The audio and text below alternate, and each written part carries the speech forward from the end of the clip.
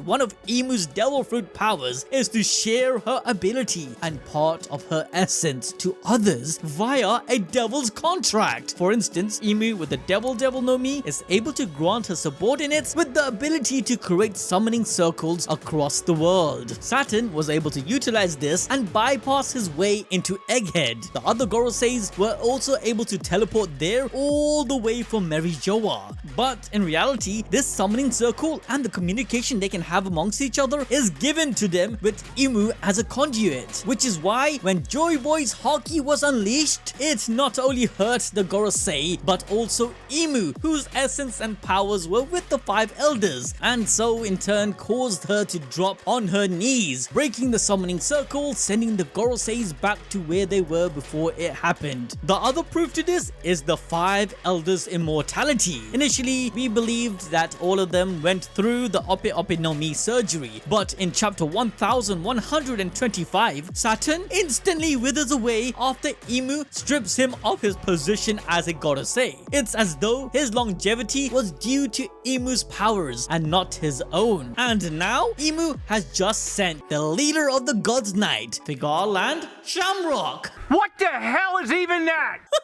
Yeah, that's actually his name. With Emu's personal Black Ops making their move to recruit more powerful soldiers and bring Elbaf under their control, Shamrock to sort things out, summoning him along with Yonko into Elbaf. But this all started because of Emu's humiliating backbreaking loss in Egghead. And so, after feeling as though they had enough, Emu decided to enter the endgame. First, for his stupid blunder, she killed Saturn, one of her long-standing Gorosei apostles, and replaced him with Figarland Garling, the strongest and most famous warrior amongst the celestial dragons. However, at this point, things get even more interesting as Oda Lord dumps us with some big revelation. As amongst the pile of giant skeleton, Luffy notices that some had horns on their head, similar to oars. Remember, unlike the other Straw Hats, Luffy witnessed 2 different oars in action, so him noticing it makes a lot of sense. Regardless, this is when Road reveals that amongst them, there are some who inherited the blood of the ancient giant race. Unfortunately, pure-blooded members of this tribe went extinct. The Skull Dome in Onigashima likely belonged to this race, showcasing the huge difference in size compared to the regular giants, or those who inherited some of their blood, where currently we have already seen a few, from Loki to Yarul. The most pure-blooded one was likely Oz Jr., who was the direct descendant of Oz himself, and considering his color was not that of a human, it's possible that he maintained a lot of his ancient blood. There are also some indications of some giants with smaller horns, i.e. Goldberg and Broggy. Likely the size of their horns determine how much ancient blood they have. Oh,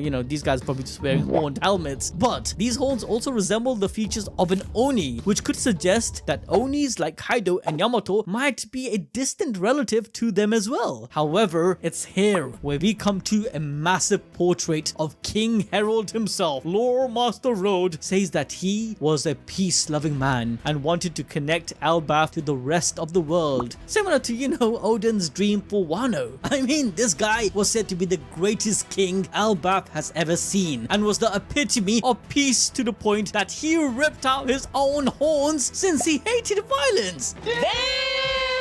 Yeah, it's not only revealed that King Harald and the royal family are descendants of the ancient giant tribe, but it seems they had a history of war and violence. After the fall of the ancient kingdom, the giants likely went through their own civil war, as there was no longer anyone to band them together. Some of them likely migrated outside of Elbaf and mated with humans, which led to the Oni race, and even the tribe where the Yeti brothers are from. We also have Big Mom, who is, either a test tube experiment or inherited a giant gene.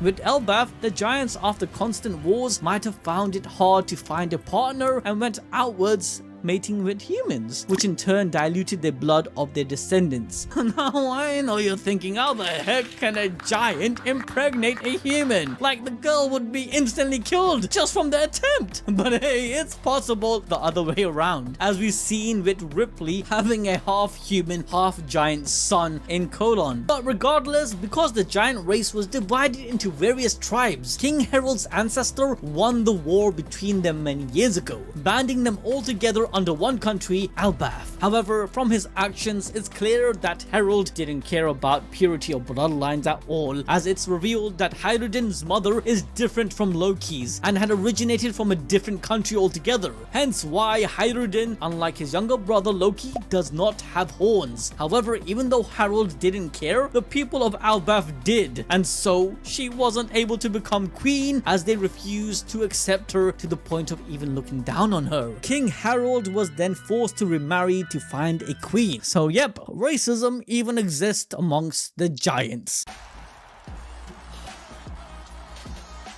Are you serious right now, bro? That's why Prince Loki would have been next in line to become the king rather than Hajrudin, since he's a half-blood. But I mean, come on, you gotta put some respect on my guy Hajrudin. He was bullied growing up as a half-blood, but yet managed to get together a decent crew who respected their captain, to eventually even joining the Straw Hats fleet, considering Luffy as the Commodore, who is not a giant at all. Zoro even asks his bro that if Hajrudin is, like a dirty half-blood, why did he join him, in which he confirms that Hajrudin was actually impressed with his map drawing, regardless of him being an otaku. Moreover, even after taking all the insults growing up, Hajrudin still dreamed of becoming the king of all giants, not only in Elbaf, but the rest of the world as well. And as we know, giants do exist outside Elbaf, such as with the Yeti Cool brothers. Let me know what you guys think in the comment section below, but if you guys want to watch more peak fiction, then make sure to watch this video next.